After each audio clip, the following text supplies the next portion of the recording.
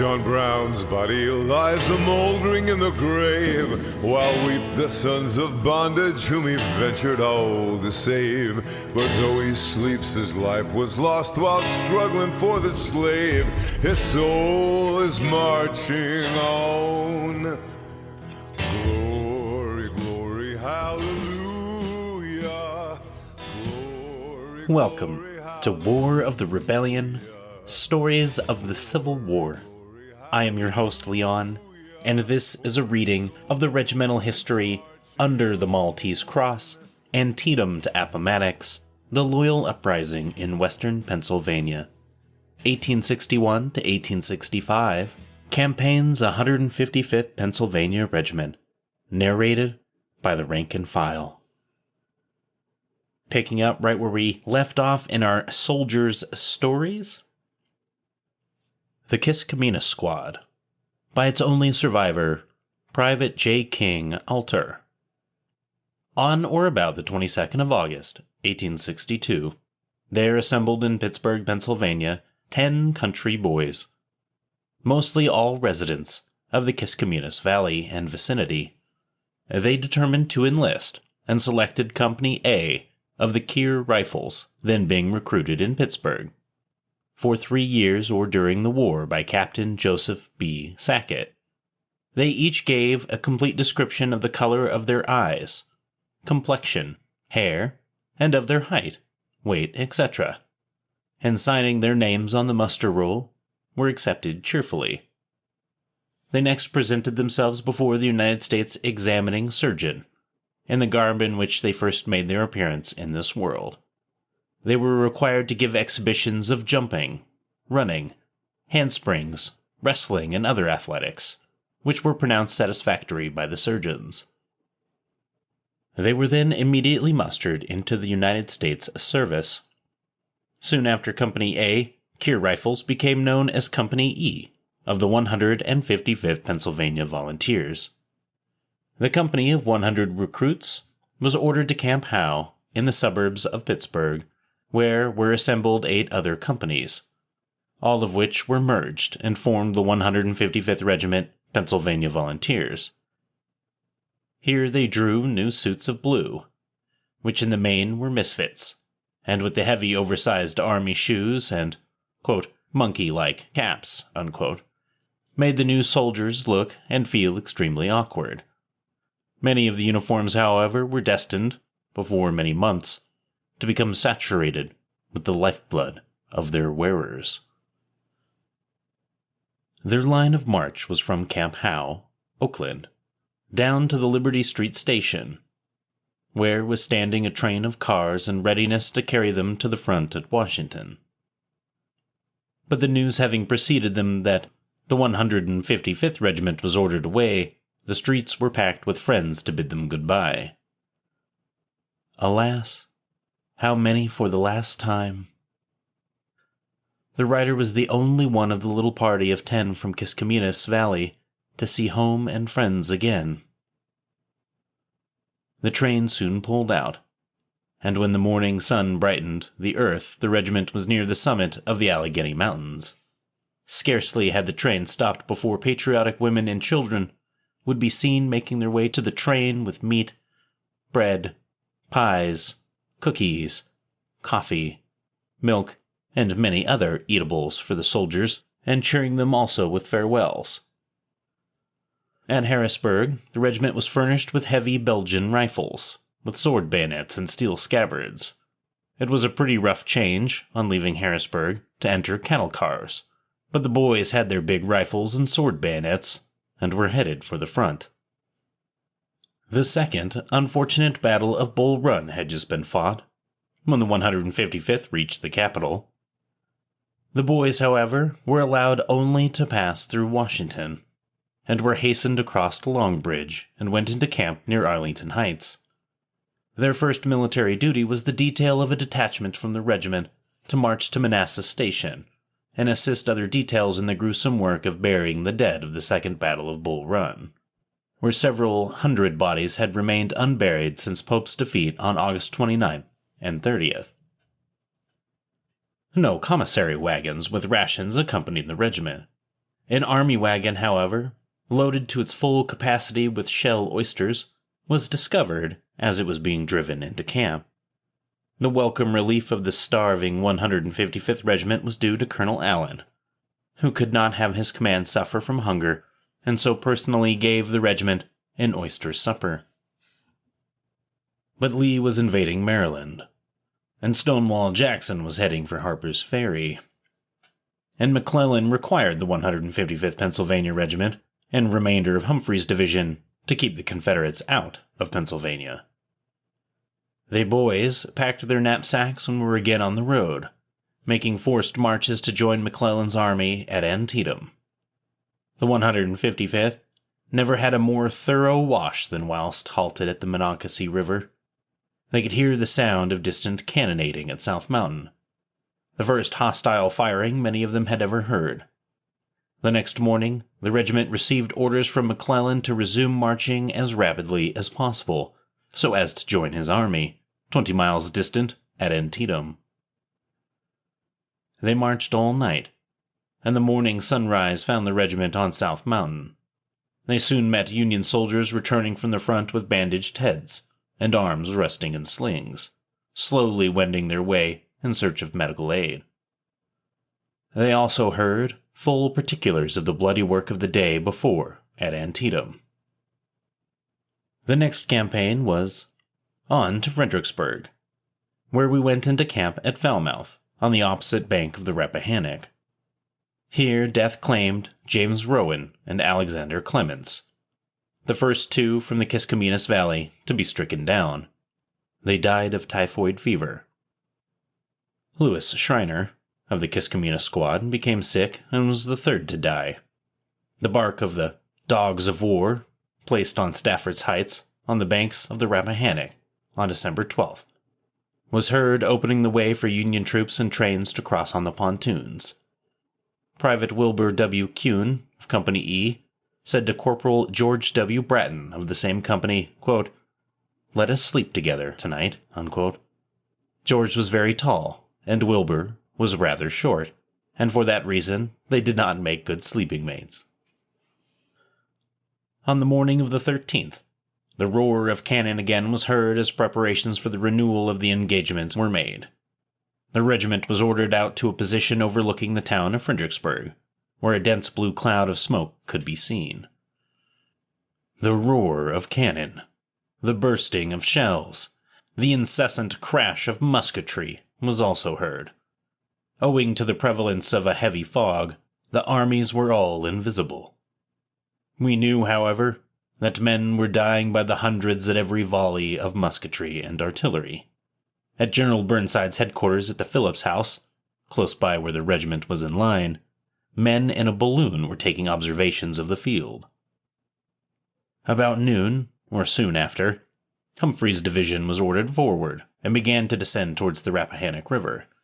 The troops passed through a ravine on the bank, of which was piled hundreds of rough coffins ready for use. A corps of stretcher-bearers, and among them Private R.P. Douglas of Company E, was also stationed by. Kuhn called out to stretcher-bearer Douglas to be on hand and that he would need him in the approaching battle. This proved but too true, as Kuhn was one of the first to fall, being struck in the right breast by a piece of a shell. The coolness of Private Theophilus Callan of Company E, one of the Kiskiminetas 10, at this time was remarkable. There were some large plugs of tobacco lying beside the street as the boys of the 155th double-quicked through the streets of Fredericksburg to take their position in line of battle.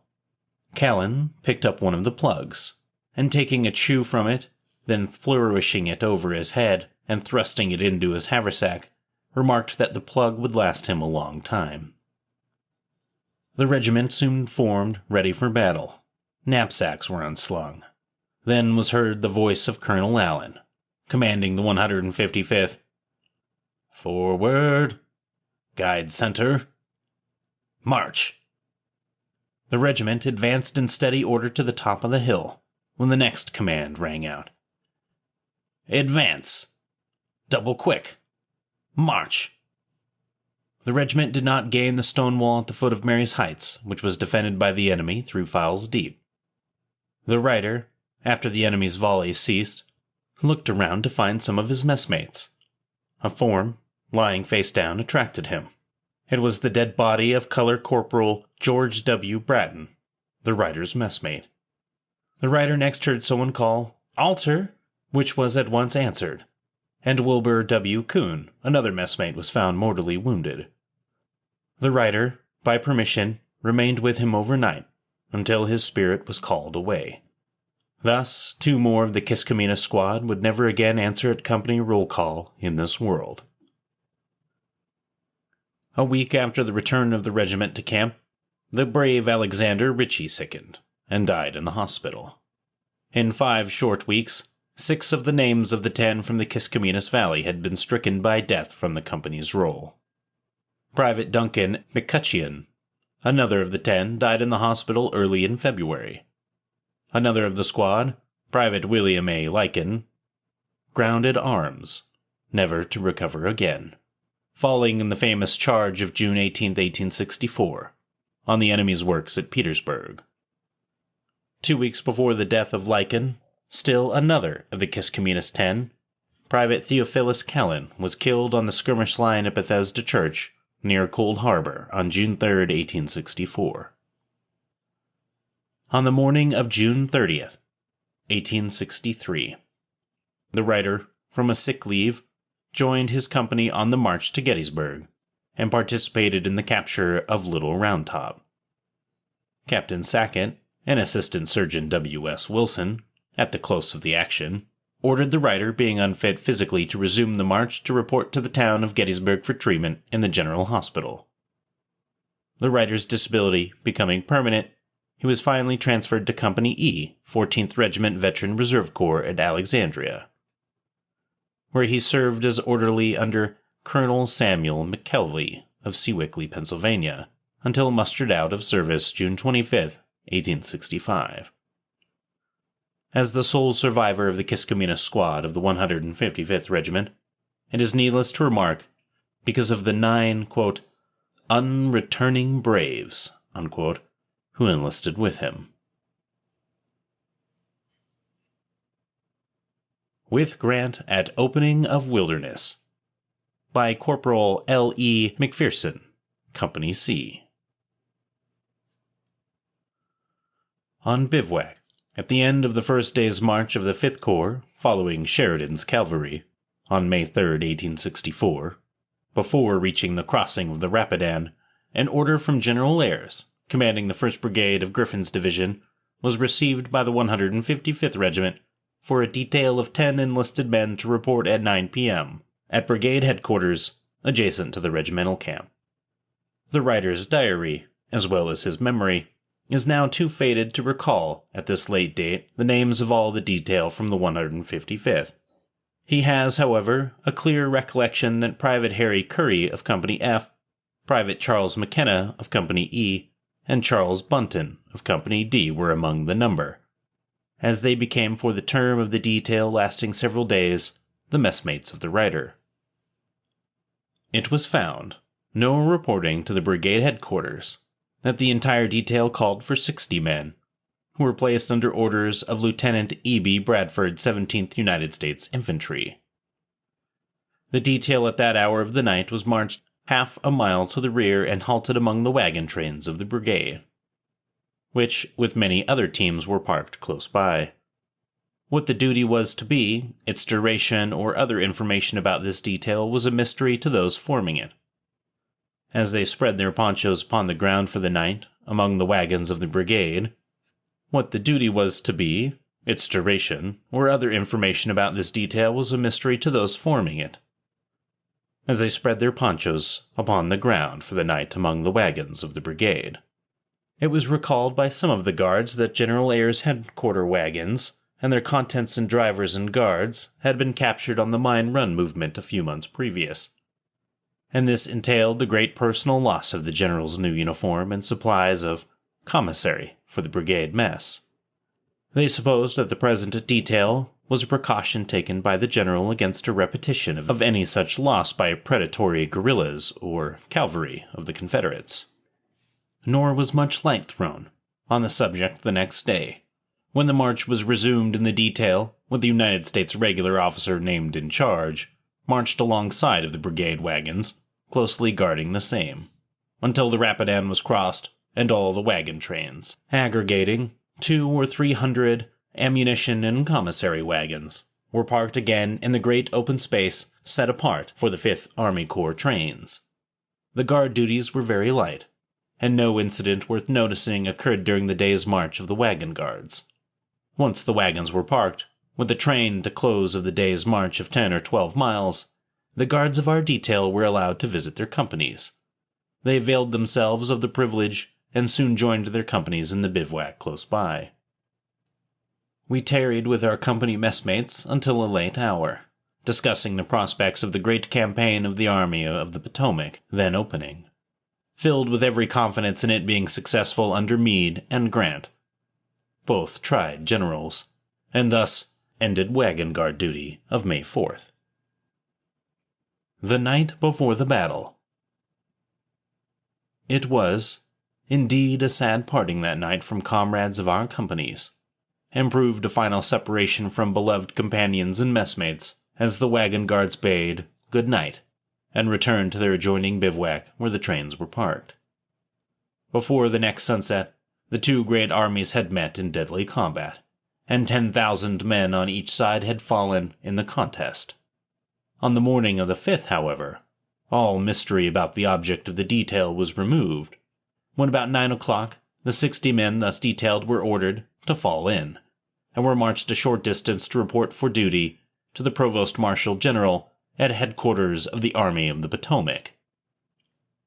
The detail included a number of the 140th and 146th Regiment New York Volunteers serving in the same brigade, with the 155th, and all were dressed in the same Zouave uniform as the 155th. General Meade, commander of the Army of the Potomac with his staff and cavalry escort, was the first to arrive in the vicinity of the Wilderness Territory, then occupied by the various corps of the Union Army. He located his headquarters in the rear of the center of the position of the various corps.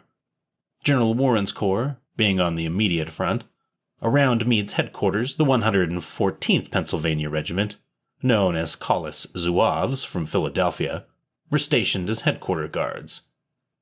They wore the wide, red-colored breeches and red fez of the Algerian Zouaves of the French army, and presented a most picturesque appearance. Soon after, Lieutenant General Grant, with his staff and cavalry escort, joined General Meade. At once headquarters tents were unloaded and put in shape for occupancy by the distinguished officers. The United States regular detachment, which had been serving as guards to General Grant's headquarters, were temporarily relieved, and the 60 men detailed from Ayres' brigade under Lieutenant Bradford were ordered to take their place. Among the arrivals with Grant's headquarters wagons, following his own location in rear of Warren's corps position, was a small ambulance with a complete photographic outfit in charge of Brady, the Washington City artist. Numerous snapshots were taken by his operators shortly before hostilities. 2 of these photos are reproduced in this article. Not a shot has been fired by either army at this time. The morning opened bright, balmy, and refreshing, and all were certainly quiet and peaceful. The Zouaves of the 155th detail were among the first selected to go on guard duty in front of the campus occupied by Lieutenant General Grant and his large retinue of staff officers. Thus it fell to the lot of the writer and his messmates already named to be on the first relief that morning for guard duty over the Lieutenant General's headquarters. All felt, while treading our beats, that beautiful May morning, that the transition from the humble capacity of guards to wagon trains to that of sentinels before the great chieftain of the army was indeed a promotion, and one which was appreciated. It afforded all the guards an opportunity to see Lieutenant General Grant, and Generals Hancock, Sedgwick, and Warren, commanding the corps who had that morning assembled around Grant's and Meade's headquarters, with the new cavalry leader, General Phil Sheridan, to receive their final instructions in the impending campaign. The new guards were beginning to think that they had struck a sinecure position, likely to last for some time, and to be attended with more comfort than company duty. Their fond anticipations were doomed to sudden and unexpected disappointment. Before noon, hurried orderlies on horseback made their way from the advanced columns to General Grant's headquarters to announce from Wilson's cavalry leading the advance that the enemy's skirmishers had been discovered in the jungle and woods of the wilderness. Next, mounted aides from General Warren brought word that in executing his maneuvers in the center, the enemy was found to be in force. Soon, a third mounted courier brought the intelligence that General Hancock on the left had seen large bodies of Confederates crowding the road through the wilderness in his advance. Opening scenes of the battle. The sequel to these messages was displayed by General Grant ordering the advance of all Union lines and to attack the enemy wherever he was met. Thus, in a very short time the deadly battle was begun in earnest.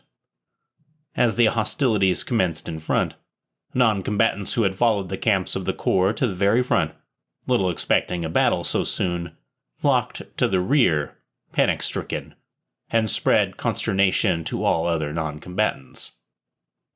Contrabands, and also hosts of skulkers, reinforced the retreating column. General Grant had orders issued at once to dispense with the Zouave guards on duty as sentinels of his headquarters. The 155th Detachment, with others, were promptly sent forward by his orders and stretched across the roads as provost guards with instructions to allow no soldier, unless badly wounded, to go to the rear, and particularly to stop the flight of skulkers. The detail took position on the roads and adjoining grounds to stop the retreat of many soldiers who persisted unnecessarily in escorting slightly wounded comrades as they made their way to the rear in search of field hospitals. All day, by reason of constant firing at close range and the large number of wounded and fugitives, the rider and his companions were kept busy on this duty. It was pathetic to the guards thus occupied to frequently see beloved companions with whom they had parted the night before, and whom they had heard singing the familiar camp song, quote, "Just before the battle, mother," unquote, approaching their provost lines carried on stretchers, suffering from severe wounds. Color Corporal John Mackin, of Company F, the writer recalls, was one of the first of the 155th whom he saw carried through the lines, suffering from a wound, which caused his death a month later. Also, Corporal Michael B. Lemon, of Company E, who, although badly wounded, was able to walk to the field hospital. Later in the day, many wounded officers of high rank with others passed through the guard lines to the rear riding in ambulances. One of the saddest scenes witnessed was the cortege of the staff and escort to ambulance passing through the provost lines, bearing the body of the venerable General James S. Wadsworth, who was killed while commanding his division of the 5th Corps on the second day of the Wilderness. In the midst of these scenes so serious, occurred some instances irresistibly humorous. Private Patrick Stack, a well-known member of Company B, received a wound in the hand and wrist, which was painful, but not dangerous. As he reached the rear, he recognized his comrades of the 155th on guard, and in apparent great glee, holding up his wounded hand, shouted, quote, "Be Gora, boys! This is worth a 6 weeks' furlough to see Mrs. Stack," unquote. Illustration of the ruses and tricks which some soldiers worked to escape the perils of the front was disclosed to the provost guard on this day.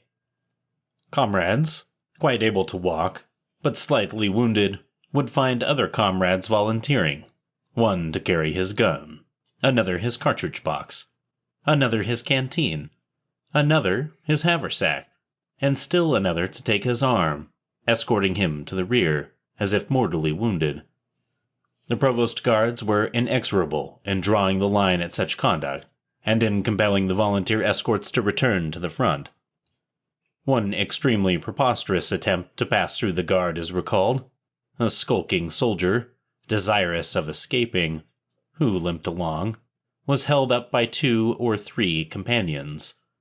At first sight he seemed to be suffering from the disease known as elephantiasis, or swollen limbs, a disease so named because the legs swell until they resemble those of an elephant. On arriving at the guard line, the man with the elephant leg and his companions were stopped.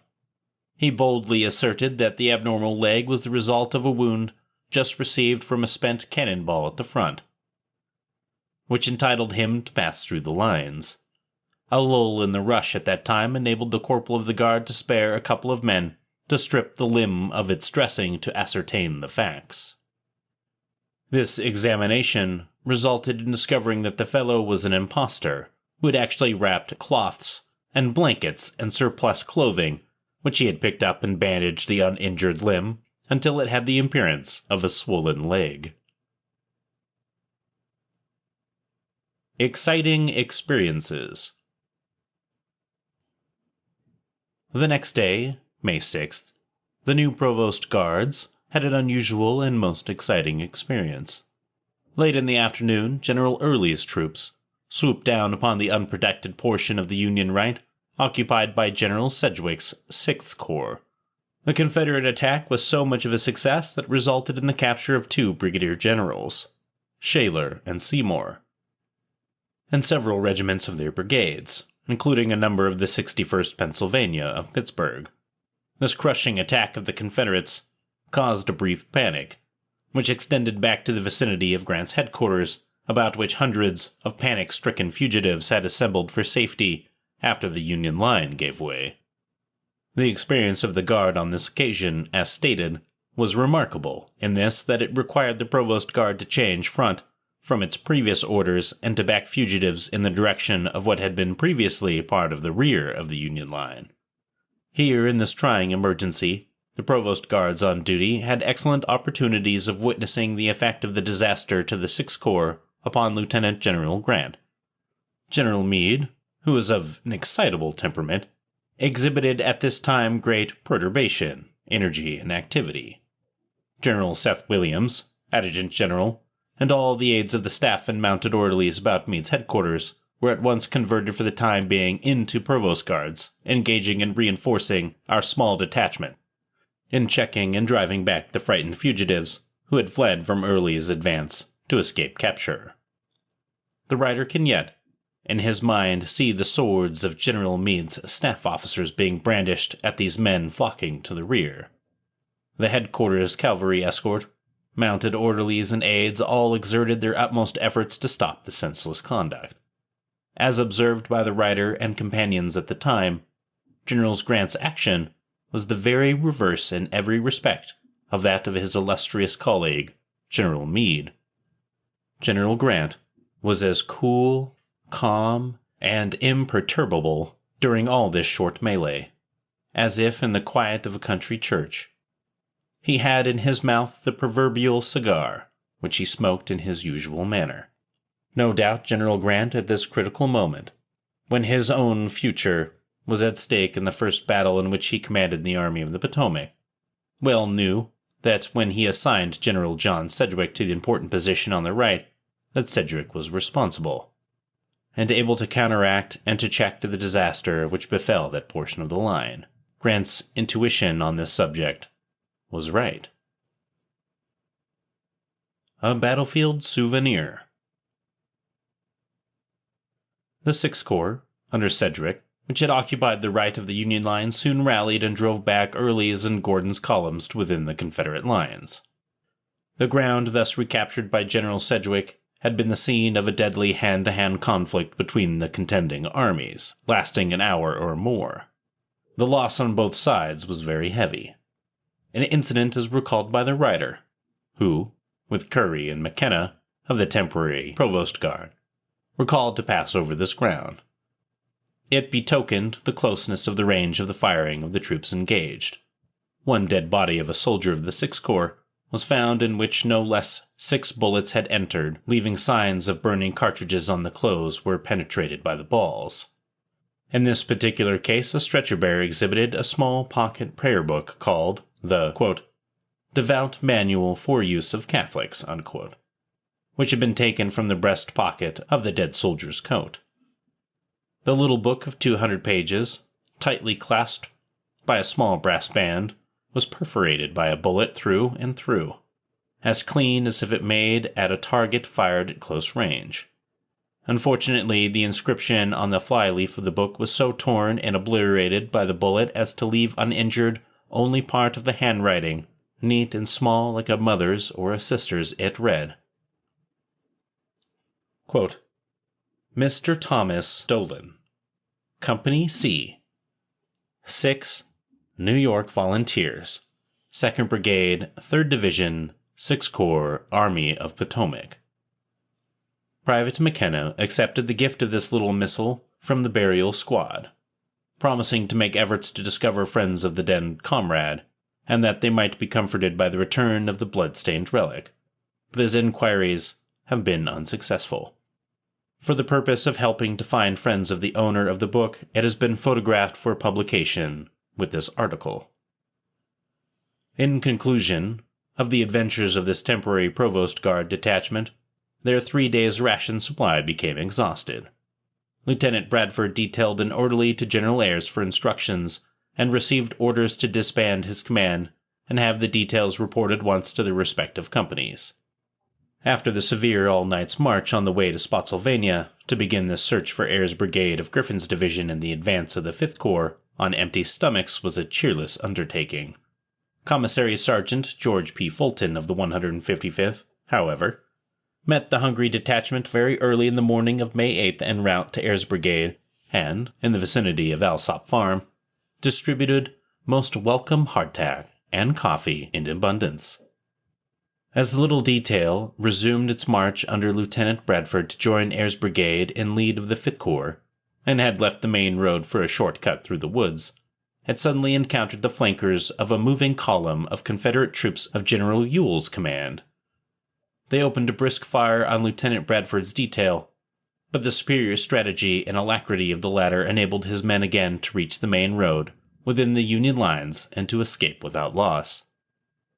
Detachments from regiments were dispatched by General Warren close by, at double-quick step to discover the occasion of the enemy's sudden attack, but the Confederates had retreated and disappeared before these regiments reached the place. Lieutenant Bradford's detail finally reached the head of the 5th Corps column early in the morning of May 8th, just in time to join their respective companies in battle line, to the lively music of the United States Regular Brass Band. They all took part in the Battle of Laurel Hill, also known as Alsop's Farm not far from Spotsylvania.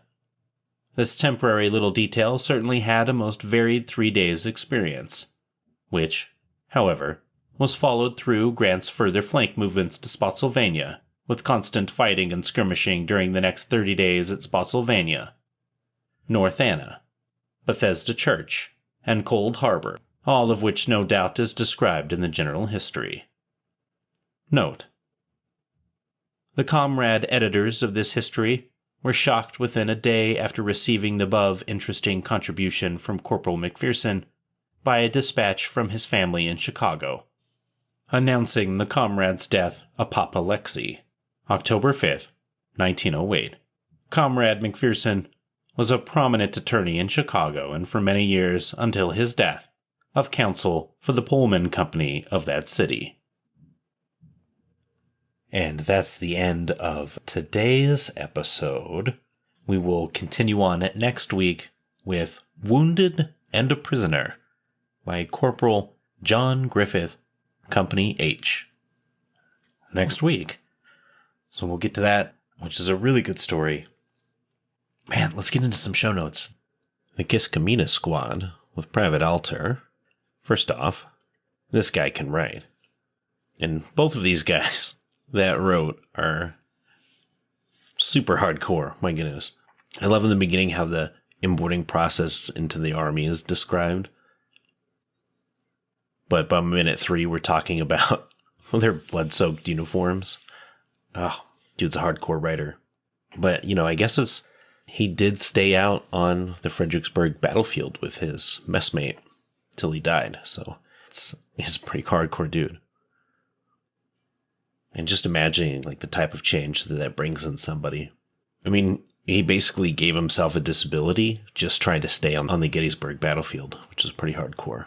So, a toast to Private Adler, that's for sure.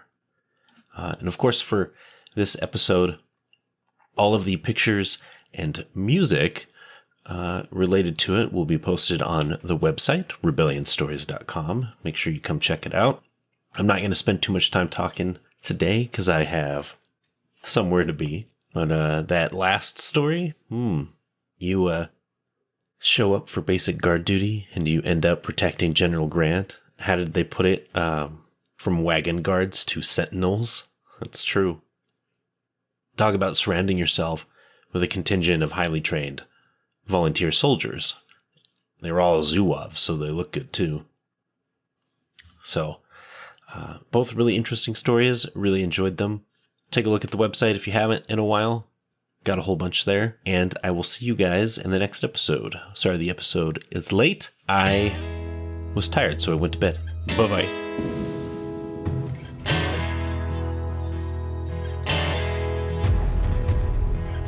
John Brown's body lies a-mouldering in the grave, while weep the sons of bondage whom he ventured all to save. But though he sleeps, his life was lost while struggling for the slave. His soul is marching on. Glory, glory, hallelujah.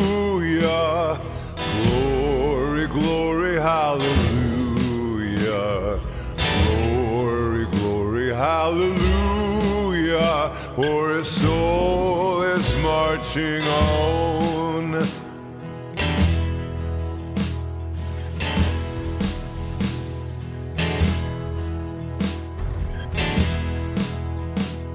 John Brown was a hero, undaunted, true and brave, and Kansas knew his valor when he fought her rights to save. And now, though the grass grows green above his grave, his soul is marching on. Glory, glory, hallelujah. Glory, glory, hallelujah. Hallelujah, for his soul is marching on.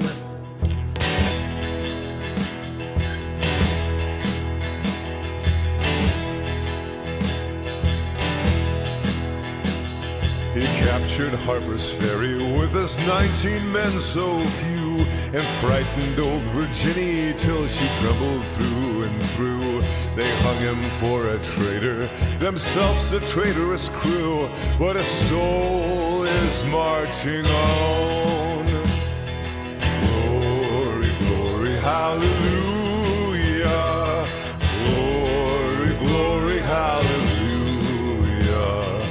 Glory, glory, hallelujah, for his soul is marching on.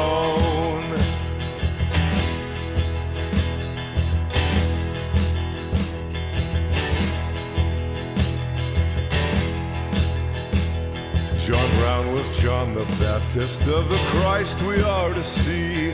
Christ who of the bondman shall the liberator be. And soon throughout the sunny South the slaves shall all be free, for his soul is marching on. Glory, glory, hallelujah. Glory, glory, hallelujah. Hallelujah, for his soul is marching on.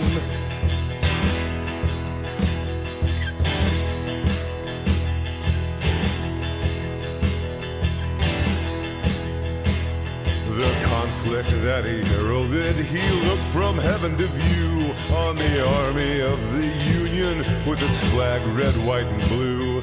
And heaven shall sing with anthems o'er the deed they mean to do, for his soul is marching on.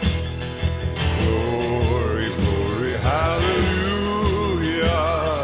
Glory, glory, hallelujah.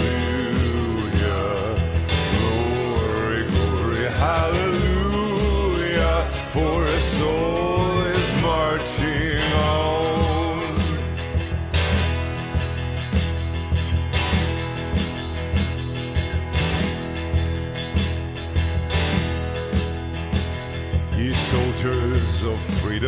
and strike while strike ye may, the death blow of oppression in a better time and way.